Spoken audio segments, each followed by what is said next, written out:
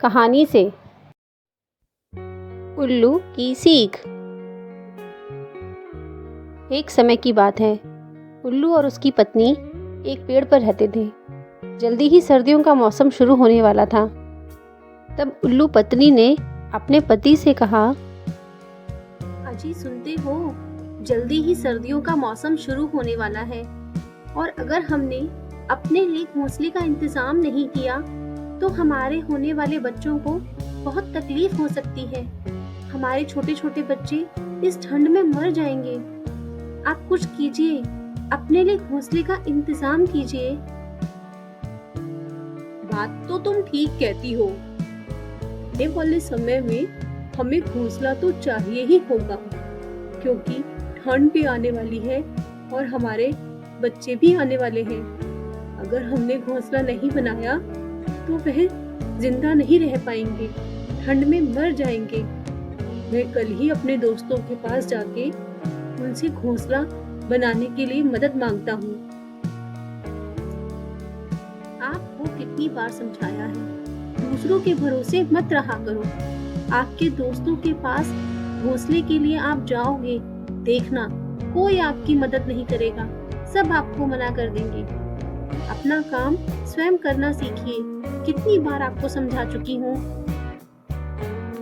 अगले दिन उल्लू खरगोश के पास जाता है। अरे उल्लू भाई, आज तुम यहाँ कैसे? खरगोश भाई, अब जल्दी ही सर्दियाँ आने वाली हैं और मेरी पत्नी गर्भवती है, इसलिए हम चाहते हैं कि सर्दियाँ आने से पहले हम अपने लिए घोंसला बना लें।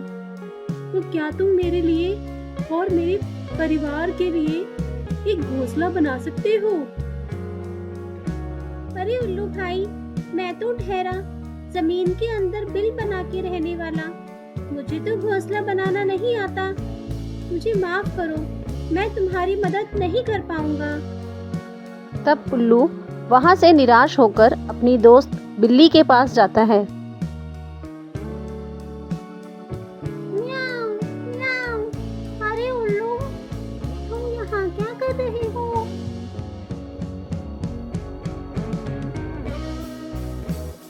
अरे बिल्ली बहन, तुम तो जानती ही हो अब सर्दियाँ आने वाली हैं और मेरी पत्नी गर्भवती है, इसलिए हम चाहते हैं कि हम एक घोंसला बनाएं ताकि हम अपने होने वाले बच्चों को ठंड से बचा सकें।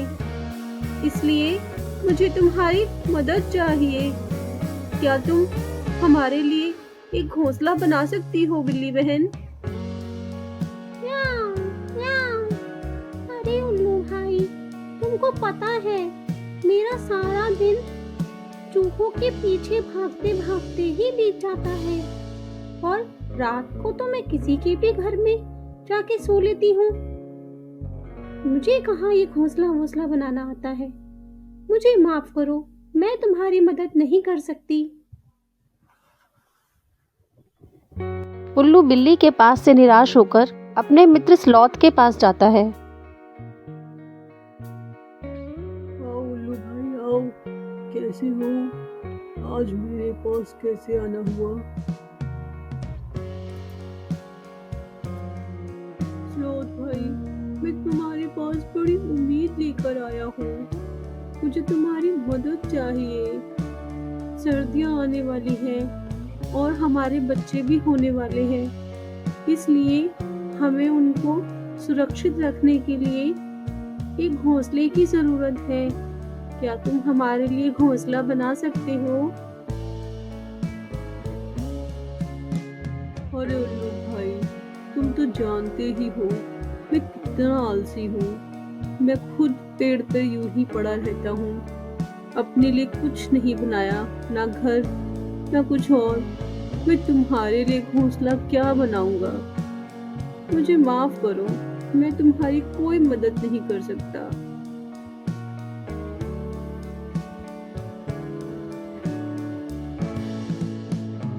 उल्लू निराश होकर वापस अपनी पत्नी के पास जाता है। क्या हुआ? ऐसे मुंह लटकाकर क्यों आए हो? किसी ने मदद के लिए हाँ नहीं कहा? नहीं, सबने अपने अपने कारण बताकर मना कर दिया। किसी ने मेरी मदद नहीं की, किसी ने घोंसला बनाने के लिए हाँ नहीं भरी। तुम ठीक कहती हो, अब मैं अपना काम स्वयं करूँगा और अपने परिवार के लिए घोंसला स्वयं बनाऊंगा। मुझे किसी की मदद की ज़रूरत नहीं। मैं खुद कोशिश करूँगा और खुद अपना काम करूँगा। मैंने आपको कितनी बार समझाया कि हमें अपना काम स्वयं करना चाहिए। जब तक आप अपना काम नहीं करोगे, कोई आपकी मदद करने नहीं आएगा। जब आप ही अपने लिए घोंसला नहीं बनाओगे, तो कोई और आपके लिए घोंसला क्यों बनाएगा? अपना समय आपके लिए क्यों खराब करेगा? आपको अपना काम स्वयं करना चाहिए। अब आलस छोड़ो और अपने लिए घोंसले की तैयारी स्वयं करो।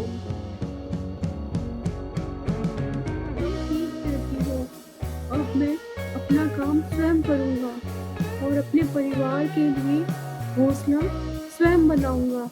मुझे किसी की मदद की ज़रूरत नहीं। मैं खुद कोशिश करूँगा और खुद अपना काम करूँगा। उस दिन से ही उल्लू अपने घोंसले के लिए तिनके इकट्ठा करना शुरू कर देता है और सर्दियाँ शुरू होने से पहले उसका घोंसला बनकर तैयार हो जाता है। अब उल्लू और उसकी पत्नी दोनों बहुत खुश हैं। सीख कहानी से हमें हमेशा अपना काम स्वयं करना चाहिए। अपने काम के लिए हमें दूसरों पर निर्भर नहीं रहना चाहिए। जब हम अपना काम स्वयं करते हैं तो दूसरे भी हमारी मदद करते हैं। वहीं हम अपना काम स्वयं न करके दूसरों पर आश्रित हो जाते हैं और ये सोचते हैं कि वो हमारे लिए काम कर देंगे, तो सब हमसे कतराने लगते हैं, दूर भागते हैं। इसलिए अपना काम स्वयं करो।